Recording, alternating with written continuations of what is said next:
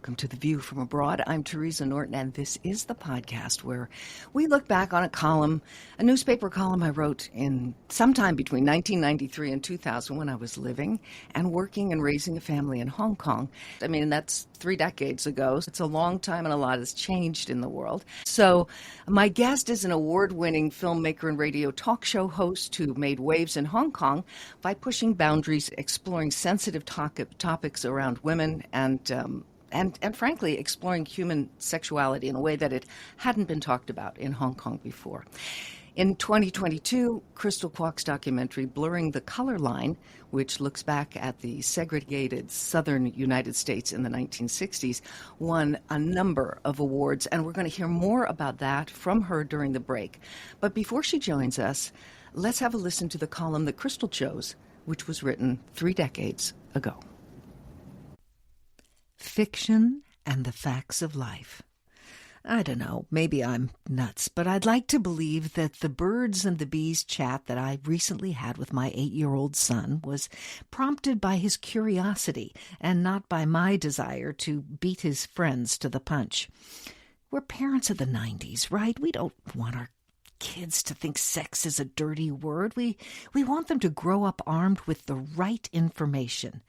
It's just how much information and when that's the question.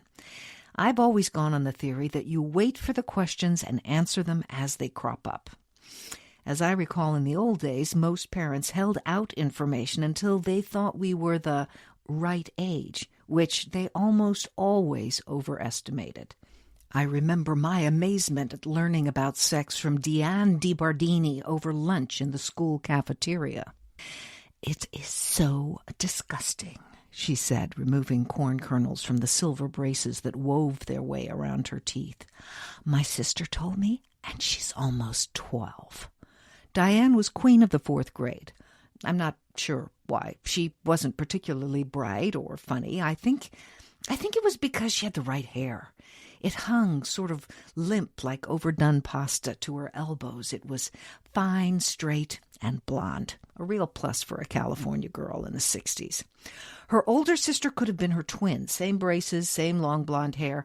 And she had one thing Diane did not. She had eaten from the tree of knowledge, which grew smack dab in the middle of the girls' locker room at Benjamin Franklin Junior High School. Okay, so this is what she said. The Queen was holding court, and she had our rapt attention. We sat, forks full of fruit cocktail and tater tots poised, waiting for the unabridged, unauthorized, uncensored facts of life. Your mom and dad get naked. Completely naked. Ew, yuck. And then your dad gets on top of your mom. Now, old Diane was good at this. She knew how to captivate an audience. She took a dramatic pause and another bite from her corn on the cob, and then, in a stage whisper through fuzzy yellow teeth, unraveled the mystery of reproduction. He rubs her boobs together, and that's how you make a baby. She must have been delighted by our response, amazement, disgust, utter disbelief that our parents could partake in anything so, no way, Ellen Greenbat cried, slamming her milk carton down onto her tray. My parents would never, ever. She walked away from the table in a huff. Diane finished her corn on the cob in smug silence. Yeah, I didn't want my conversation with Sam on reproduction to be prompted solely by my paranoia that a boob-rubbing tale was just around the corner. So imagine my delight when, while standing in the queue at Welcome Market, he pointed to a colorful box of condoms and asked, "What are these things?" Bingo! That evening, while Grace was watching Alice in Wonderland, I broached the subject. He seemed genuinely interested, so we retired to the terrace with a picture book, a spray can of off to keep the mosquitoes at bay, and we had our talk. When I told him everything I thought an 8-year-old was capable of understanding, I asked if he had any questions. So, how does that kill him? Well, Sam, a condom doesn't actually kill the sperm. It sort of catches them. Not the condom. The off. How does the off spray kill the mosquitoes? Time to go back indoors and put the book away for now. He'd got the facts on the facts of life and was ready to move on to mosquito mortality. It reminds me of an old joke. Boy. Daddy, where do I come from? Daddy. Well, son, when boys and girls reach a certain age, their bodies start to change, and blah, blah, blah, blah, blah, blah, blah. The child listens patiently to the rather long and involved explanation. Boy. Huh. William says he came from Wisconsin. Hello, Crystal Kwok. How nice to have you on the View from Abroad. How are you? I'm surprised we never crossed paths when we were in Hong Kong together, all those decades. It is absolutely confounding because in doing a little research on this, there are so many things that are common. We were both born in San Francisco. You see, I didn't even know that. I mean, that is crazy. Yeah. Lived and worked in Honolulu. I was working in radio in Hawaii. What? Yeah. We both lived in Hong Kong. We both worked in theater. We in the both same created time. bilingual children's edutainment. Oh my God, that is crazy. We both worked in television and radio, but that is where it gets interesting in terms of this particular episode of The View from Abroad, because the topic and the subject matter that you were looking at on that cable TV show, did that come first? Was it the radio or the cable show? Cable TV came first. Yeah, yeah. That was all about sex, and that's right. what that goofy little column was about, looking at... Yes, I'm so glad you had that for me to choose from. It's like my favorite topic. So, okay, listen. The first thing that comes up for me, looking back at that, is that resources for finding information about sex were very different then. Yes. I mean, misinformation is rampant on many topics, but if kids want the facts on the facts of life today, it is simply a Google search. Right, correct. Right? You know, I remember I got a book that was produced by the Catholic Church. Oh, God. My mother handed me that. It was a book called Take the High Road. I was going to say, there's not much information in it, is it? It's just like, do not do this, do not do that. It was a lot of, I remember the page, it was an oblong book, and I remember the page that was on masturbation had like a lightning bolt across it and a dark background. Like, this is, serious information. Well, sex education has not evolved as much as we think it has or would like it to have. There are still schools that don't really teach it, and they still show those old archaic videos or separate the boys and the girls. And so I don't, this is a very relevant topic for whenever, even though that your article came out like 30 years ago. Well, are there any are you familiar, are there any online sites that parents might use as a practical aid to talking about kids, since we now have the internet at our disposal? Nope. All I know is that the kids will always go on porn and check out things that that they learn the wrong way, And I would talk about sex occasionally on my RTHK radio show, which was live, and sometimes my son would be coming in the office because it was, after school time. He was in the studio, and I was talking about this, and it wouldn't be something like, oh, hush, hush, my son's in the studio, I can't talk about this now. It was always just, okay, well, let's talk about this. Masturbation is a normal thing if you normalize it, but I think most people don't. And do we have a cultural context to this? Because in Chinese culture, you don't talk about anything, really. And so when it comes to sexuality and understanding the birds and the bees, then how much do you get from your parents? I grew up from my dad was a very traditional Hong Kong person, and he doesn't talk about anything. He doesn't even kiss us. He doesn't show bodily affection. He doesn't hug us. He used to give us his hand for us to kiss at night, where we like didn't. The Pope. Oh gosh. Yeah, so it's kind of crazy. I didn't grow up with that affection, but my husband is Jewish, who's all about affection. And so it's like I'm navigating these extremities where I still am kind of confused on how much you go about expressing. But was the radio show and the cable, was that in English or in Cantonese? My cable show was in Cantonese, and it was live. And so we had a lot of interesting conversations around different issues in sexuality. We would break it down to like gay sex, for example, or my favorite was like women on top or masturbation or trans and sex. And we would just have all these things. But that was just, it was a daily talk show, and it was Fridays that were sex day. You just never know. There may be people who are listening for whom Friday is sex day, and they're building up to it all week long, Talking about, sort of cultural differences in terms of what gets talked about and what doesn't get talked about. And of course, I lived in Hong Kong for 40 years, so I'm familiar with a lot of what you're referring to. But listeners may not be as au fait with that. So in a culture where you didn't sit down and have a conversation with your dad, did you talk to your friends at school? How did you guys, satisfy that curiosity about where did I come from? How did this happen? What's going on? Well, so the difference is because I grew up, I went back to the States when I was about 9 or 10. So my kind of birds and the bees enlightening times were in the States. So I had a little bit of exposure in San Francisco, our hometown, about, how people would talk to each other. And if I had grown up completely in Hong Kong, I would say I would be so much more ignorant about it, because there are these real misconceptions about the body because we don't talk about it. Because do you think, then, yeah, were you looked at? I mean, like I have friends who were locals and friends who were sort of ABC, as you might say, or CBC, right? Born overseas. BBC, yeah. Mm-hmm. And my local contingent had a slightly different view, like they're not really, they got a different way of looking at the world because they've been Americanized or because they're from.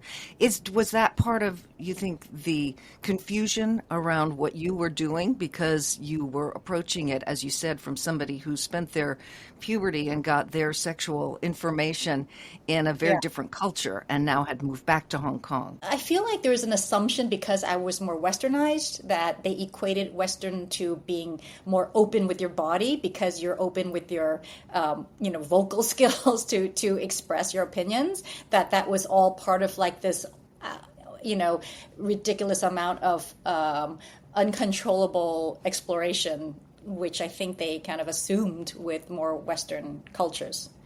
Right. So in a way, I got away with saying the things I did. If I were a local Chinese person and I had my show about sex, it would not have gone down as well.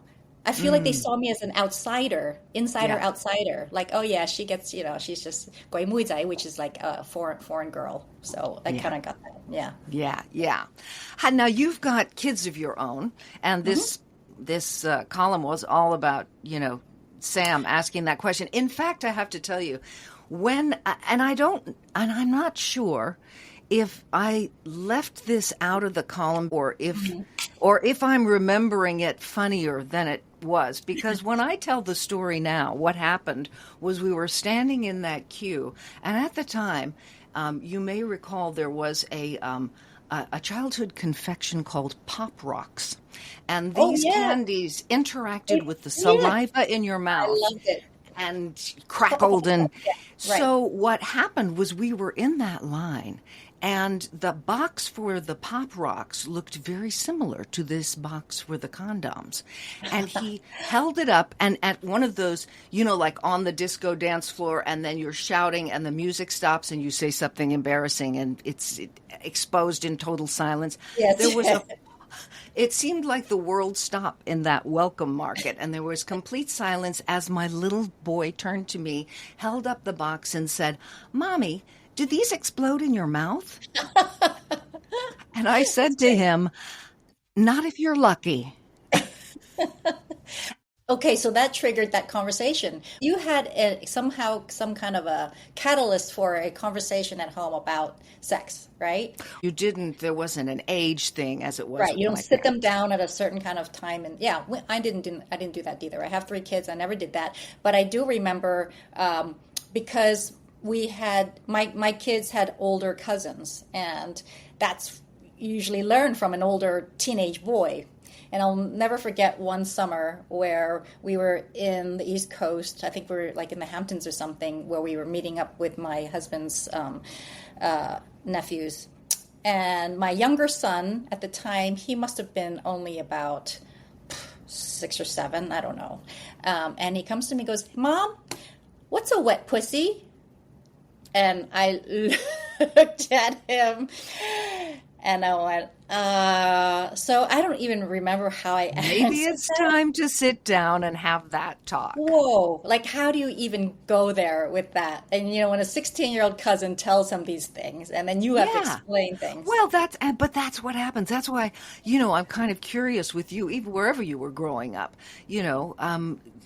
those conversations with friends, which that column was all about, this crazy thing of this gal saying, and here's how it happens. Yeah. This is And the crazy, secret. the You rub versions of the it, the boobs. boobs.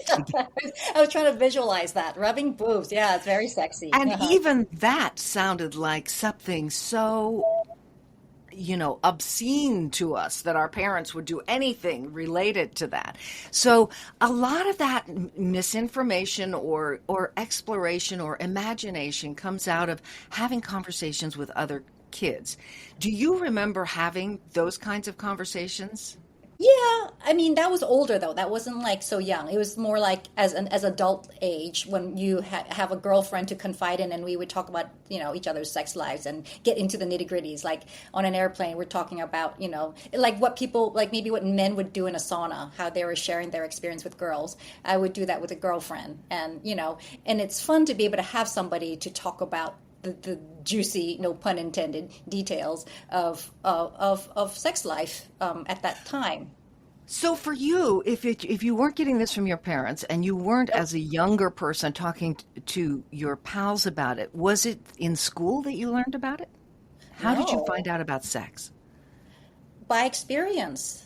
I remember my first boyfriend, and I just kind of like went from there. I didn't know. I had no idea what a penis looked like. I mean, it was really kind of disgusting to like when you're in that kind of, what do you call that phase when you're not having sex but you're just kind of like fondling each other. Heavy Petting, petting. yes. Like it was third base, third base. I was like, ew, this is really gross. This is like sticky and gross, and I can't even imagine what it looks like, but it feels really disgusting. So that's like, in a dark movie theater. That's how I learned, kind of, as it progressed. Wow. No porn, Wow. no conversation. I have an older sister who never talked about it. She taught me how to use a pad, but she never told me about the birds and the bees. So, yeah, none. Well, I mean, I can remember being at Girl Scout camp. And one of Ah, the things was, after you sung around the campfire and everybody got in yeah, their sleeping bags and you yeah. and the other gals, and dirty jokes. Okay, okay. And that's kind of an interesting topic, actually. I Yes, wonder it is. how dirty jokes have changed over time. I'm thinking is dirty jokes that you could tell then, Yeah. Right. probably Okay. you couldn't tell today. Okay, well, let me just tell you one now quickly. You can use it or not.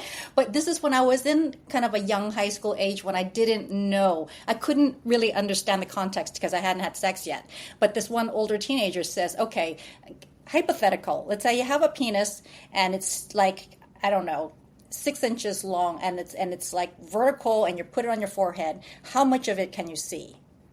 So that was the question. What do you think? Like you're imagining a 6 foot, I mean 6 foot, 6 inch penis across on the, That vertical. that How is much do you that crystal is what we call a Freudian slip there. That see? 6 foot. Okay. Yeah, 6 foot penis. I th- Answer it, Tisa. How much can you see?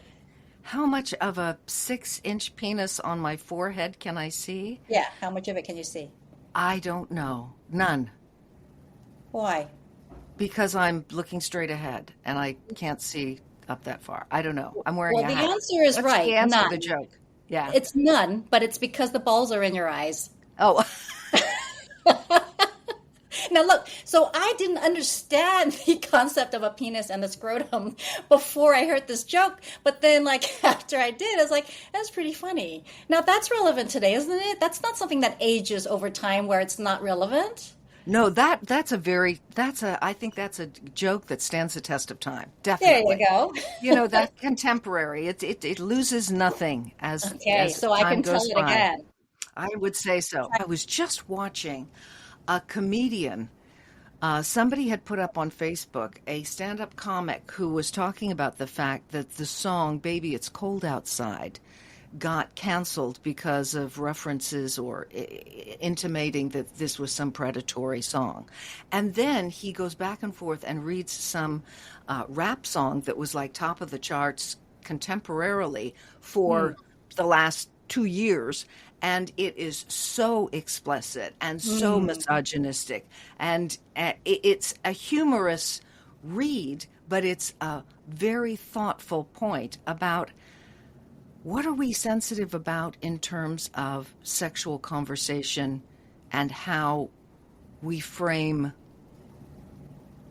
dirty talk. Right. And why is it more disgusting, if you will, to talk about the female kind of details than it is to talk about the male? Or is that just my assumption? Why is it that you don't go as far, or maybe it's assumed that men talk dirty talk in a way that's normalized, and women who do that is just, it puts you in a different category of, taste. Depends, again, going back to cultural context. So like in Hong Kong, back in the time when I was here early on, I had to do a Chinese version of the Vagina Monologues, the Eve Ensler play, Vagina Monologues. And what year would that have been? Give us some context.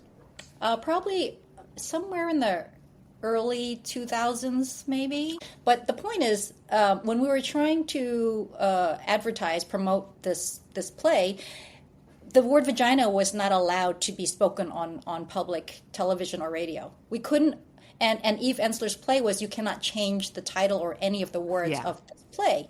So how do you promote a play when you can't even mention the title? It said everything. Why is vagina a bad word?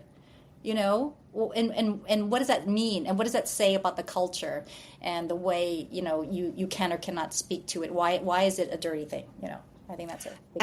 And why is it that is something that feels so explicit? Yeah. And all of the slang terms, like the one that you used at the very beginning of our conversation, why are those slang terms something that are so normalized?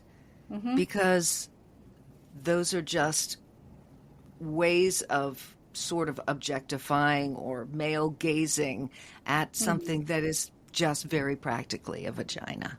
Yeah. But even the penis version is like, you don't say penis anymore, right? You say dick, you don't say penis. Yeah. Everything has been dubbed in a way, right? Yeah, it's all been dubbed. Yeah, the official terms actually are very awkward, and we don't know. Yeah, they sound very rude. Vagina and penis, please. Schlong and vajayjay. Come on. Yeah. So listen. You're living in Hong Kong now again, right? You're lecturing at Hong Kong U. Yes. And of course, your students aren't little kids. Your students are young adults, and many of them are from the mainland now. And what I'm interested in is, are there taboo subjects in terms of sex that feel different from when you were talking about sex in 2000? Because you've got 26 years difference here. Yeah, I thought that people would progress in a way that it was more comfortable to talk about certain sexual details. But, with the influx of these students from mainland China is that actually, I would say for the local Hong Kong as well, there's still a lot of conservatism when it comes to talking about sexuality. I mean, they're hungry for it. They love gender issues, and they want to have more of this type of exposure to these conversations. I feel like it depends how you set the tone in the class, and they are uncomfortable with it, and they are not exposed to this type of frankness, but they are hungry for this conversation, and they will go there if you allow it. Great. Listen, Crystal, I'm hungry to hear the story that is your story that came out of reading that column. But first, we're going to take a little break.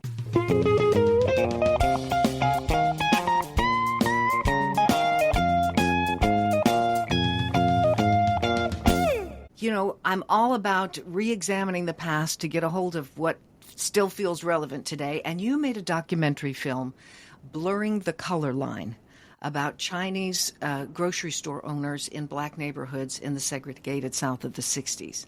And I know from doing a little bit of research around this that your grandparents owned a store in Augusta, Georgia. And I guess what I would love to hear from you is, although this personal connection obviously brings a real deep interest for you into the topic, why did you feel this was something that was so important to be explored today? So after I left Hong Kong in 2014, this first round, after we moved to Taiwan for a year, but we ended up in Hawaii. This was the year that Trump came into power the first time around. And if you remember, that was when the Black Lives Matter movement erupted with the whole George Floyd, all these Breonna Taylor. And so it was just a very crucial time of tensions around racism in the U.S. that really was very, very explosive. And it tied in with this anti-Asian sentiment at the time because there was also a lot going on with, I don't know if you remember, there were these murders in Atlanta of these women who worked at spas, these Asian women, right? Yes, I remember. So that also triggered a whole unleashing of what is this? Is this an attack on Asian bodies? Does this have to do with the history of this Orientalism and the kind of the association of the Asian body as being sexualized? And where does it all come from? And so it all so to your point is it unleashed a kind of a domino effect of all these questions in my mind, having lived in Hong Kong for several decades and not having these ideas of racial tension until you go back to the U.S. and you're like, wow, everything is a racial issue, right? And then I questioned my identity and my position in this and where the Asians sat with this anti-Black rhetoric. And so with my original intent to do something on my grandmother growing up in the South, it opened up a whole kind of a can of worms, so to speak, about what the relationship between the Chinese were with the Black community. Nobody really talked about that. And during segregation, Jim Crow period, there was the white water fountain and the black water fountain. There were white schools and black schools. But nobody talked about all the people in between, right? There were Asians. Where did the Asians sit on the bus? That was my driving question, to kind of be the metaphor of the positioning of the non-Black or non-white people on this color line. And so that's where it opened up this whole huge research on the history of Chinese in Black space and the history of racism and the history of Chinese immigrants and how that it entangles with African American history. It was just so many things. Yeah. It's gotten wonderful reviews. You've won awards for it, blurring the color line. If people wanted to see that in their own communities, is there a way? Can they go to the website? Right now, it's not. It's streaming on an Asian American platform called Chime TV, which I don't even know if people have ever heard of. But I'm still in the process of setting it up with Film Hub so that it's accessible, like even for a pay-per-view on Amazon. And I will be setting it up on YouTube. It's wonderful. www.blurringthecolorline, that's spelled C-O-L-O-R, American spelling, not British spelling of color, colorline.com. And if you go /support us, you will get some information about how you can help sponsor the showing of this in communities. Am I misquoting that? No, yeah. I think, and that's what it's for. It's for people to engage in discussion. And I hope that people do have that opportunity to embrace these types of harder questions.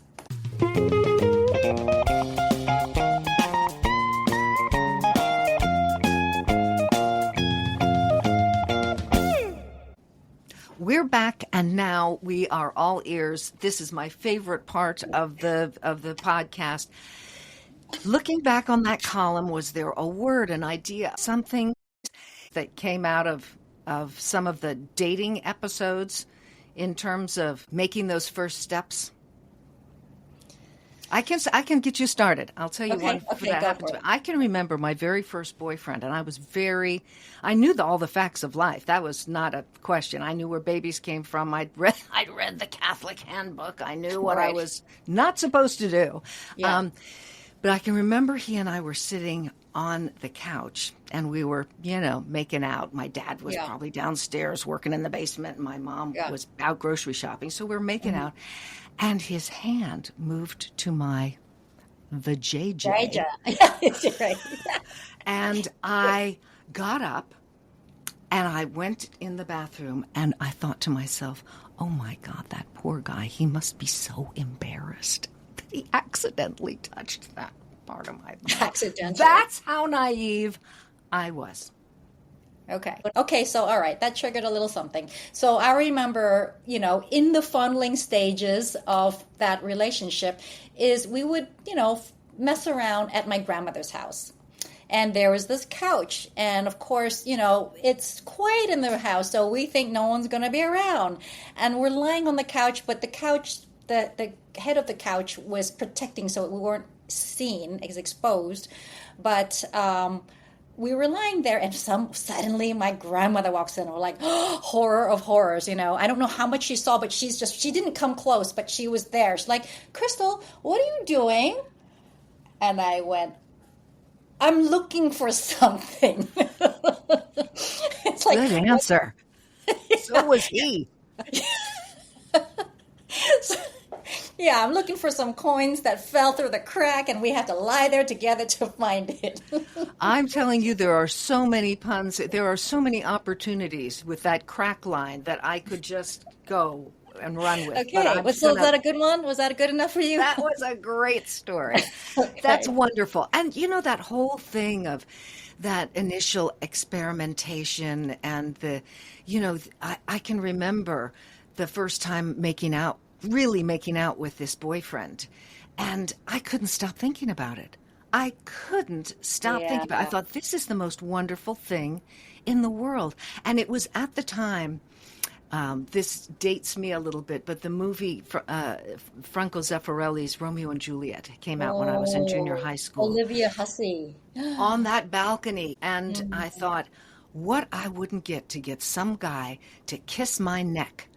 And when that happened, I just thought, I couldn't stop thinking about it. And don't you remember when you actually get the butterflies after a good kiss? Oh, yeah.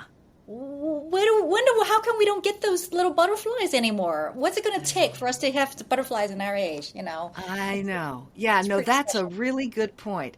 And that brings this to a wonderful conclusion, because we do go back to the future and we say, what's changed? And in fact, in this wonderful discussion with you about sex, where we got to talk about vaginas and penises and all kinds of misinformation and good information. Yeah. The thing that has changed is us.